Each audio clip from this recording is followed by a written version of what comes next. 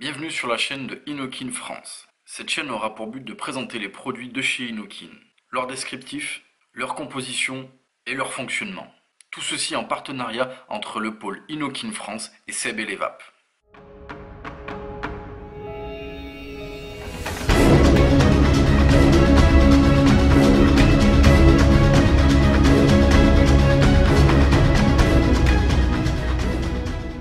Aujourd'hui, découvrons ensemble le kit Endura T18 de chez Innokin.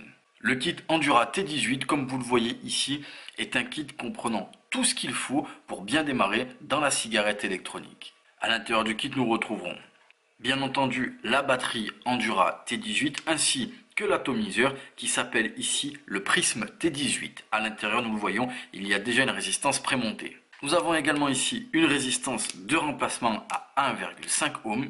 Un sachet comprenant des joints toriques d'étanchéité.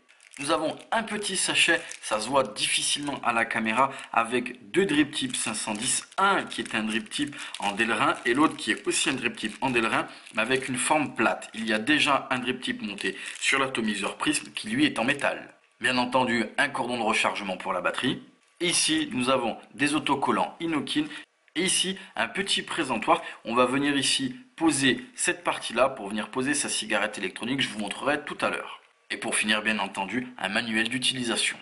Au niveau de la batterie, nous avons ici bien entendu une connexion 510 et on le voit avec deux arrivées d'air sur le côté. Nous avons ensuite un bouton switch. Il va falloir ici cliquer 5 fois dessus pour le démarrer. Et comme vous le voyez, il y avait des LED. Il y a 3 LED de couleur, vert, orange et rouge.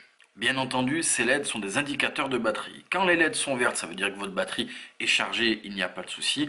Quand votre LED est jaune, ça veut dire que la batterie commence à être un petit peu déchargée. Et quand votre LED est verte, ça veut dire que là, attention, il va bientôt falloir recharger. Nous avons ensuite ici, au cul de la batterie, une petite pastille en métal qu'on va pouvoir ici venir décaler, ce qui laisse apparaître la connexion micro USB pour pouvoir recharger sa batterie.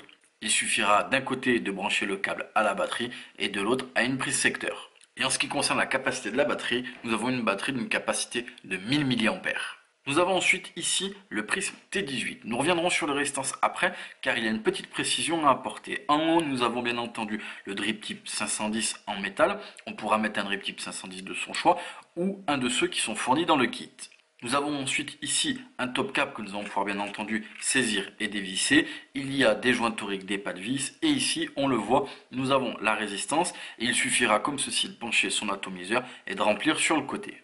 Ensuite sous l'atto, nous avons la connexion 510. Il n'y a pas d'arrivée d'air réglable puisqu'on le voit ici, il y a deux arrivées d'air au niveau du bottom cap et au niveau de la résistance, nous avons deux trous pour laisser passer l'air. Comme d'habitude, avec ce type d'atto chez Innokin, nous avons le bottom cap que nous allons pouvoir dévisser qui sert en fait tout simplement d'étau pour maintenir ici la résistance. Une fois le bottom cap enlevé, je vais pouvoir saisir la résistance et la tirer pour la sortir. Comme d'habitude, il y a ici deux manchons en métal plat et ici au niveau de la résistance, nous avons une collerette avec deux côtés qui sont plats pour pouvoir la mettre dans le bon sens.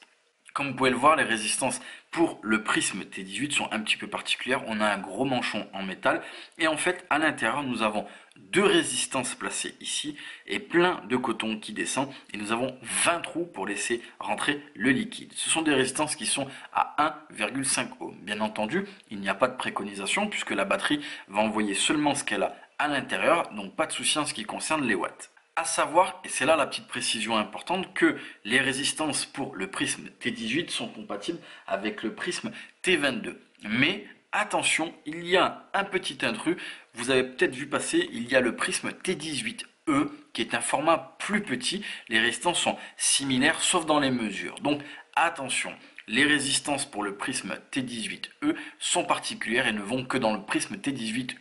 En revanche, les résistances pour le T18 normal vont avec les résistances du T22.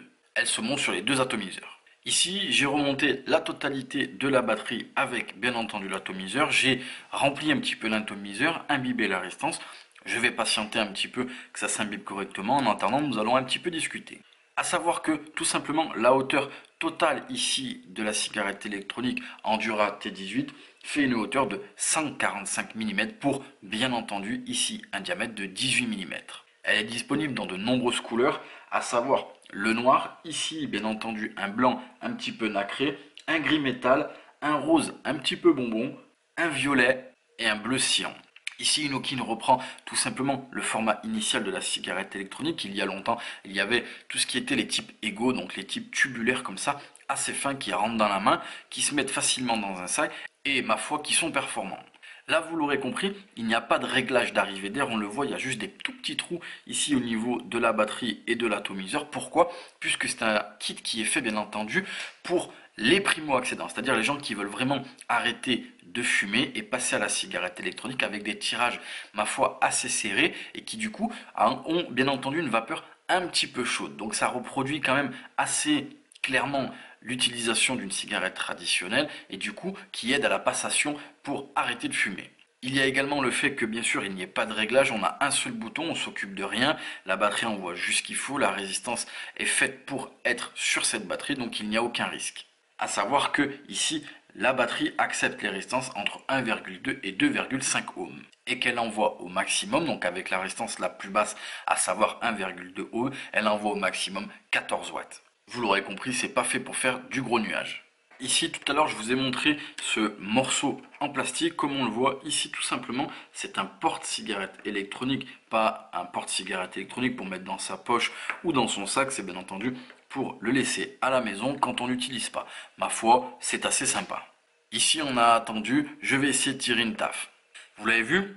Ça fonctionne bien, on n'a pas une grosse production de vapeur, j'ai un liquide qui est en 50-50, par contre effectivement j'ai un tirage assez serré et une vapeur un petit peu chaude. Donc pour le coup, je me rapproche quand même pas mal de la cigarette traditionnelle et j'avoue que ici Inokin a bien ciblé les vapoteurs et sincèrement, si à l'époque j'avais pu commencer avec ça, ça aurait été génial. Nous vous remercions d'avoir regardé cette vidéo sur la chaîne de Inokin France.